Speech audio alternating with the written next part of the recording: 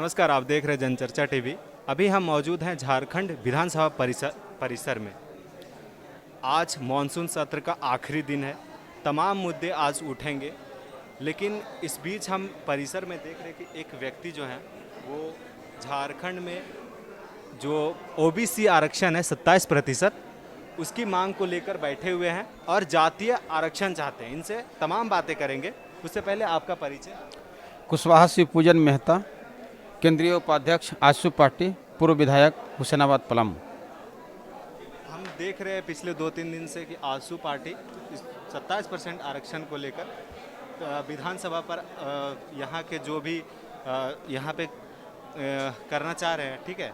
तो कल देखे कि लाठीचार्ज भी हुआ है उन लोगों पे, तो इसके बारे में क्या कहना चाहिए? देखिए, आजसू पार्टी का निर्धारित कार्यक्रम 6, 7 और 8 3 दिन का कार्यक्रम था। आजसू पार्टी के कार्यकर्ता प्रत्येक जिले में गांव-गांव जाकर और माननीय मुख्यमंत्री जी का जो किया हुआ वादा था उसको स्मरण कराने के लिए स्मरण पत्र के माध्यम से लोगों के बीच जाकर हस्ताक्षर करा करके और लाखों स्मरण पत्र लाया गया था। तो 8 जिले का 3 दिन कार्यक्रम था, 6, 7 और 8। 2 दिन का हम लोग स्मरण पत्र को माननीय मुख्यमंत्री जी के सचिवालय में रिसीव कराए और तीसरे दिन हम लोग रिसीव कराने के लिए जा रहे थे तो अकारण ही पुलिस के द्वारा लाठीचार्ज कर दिया गया। तो ये निंदनीय है। अपने जायज़ मांगों को अगर लोकतांत्रिक तरीके से उठाया जाए तो लाठी और गोली के बल पर उसको कुचलने का प्रयास नहीं करना चाहिए। और हम लोगों का जो मूल्य जो डिमांड है, जो मांग है, वो माननीय मुख्यमंत्री जी के घोषणा के अनुरूप ही है।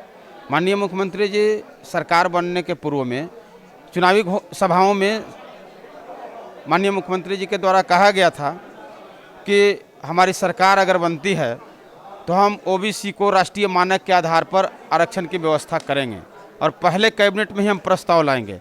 लेकिन 2 वर्ष बीतने को है, लेकिन 2 वर्ष के दौरान इन्होंने कभी भी पिछड़े वर्ग के आरक्षण के बारे में चर्चा तक नहीं किया। इसलिए हम लोग स्मरण माननीय मुख्यमंत्री जी को करा रहे हैं और आज धरना के माध्यम से माननीय मुख्यमंत्री जी को स्मरण कराना चाहेंगे कि आप अपने किए हुए वादे को पूरा करें। दूसरी जो आपकी मांग है वो है जातीय आरक्षण पर।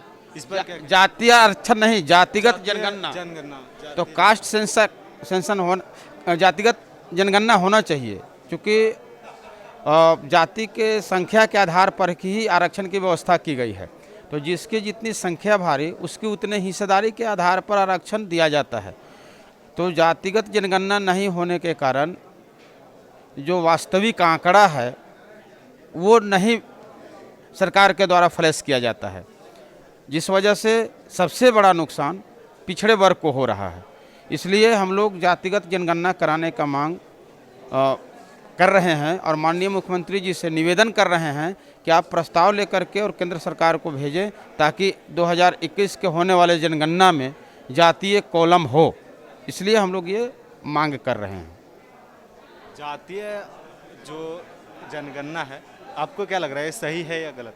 बिल्कुल सही है, क्योंकि आप कास्ट सर्टिफिकेट निर्गत करते हैं, कास्ट के आधार पर आरक्षण की व्यवस्था करते हैं, तो कास्ट के आधार पर उनकी जनसंख्या को भी आपको फ्लैश करना चाहिए। उस जनसंख्या को भी वास्तविक जानकारी जनता को मिलनी चाहिए कि हमारे कास्ट की कितनी आबादी है। तो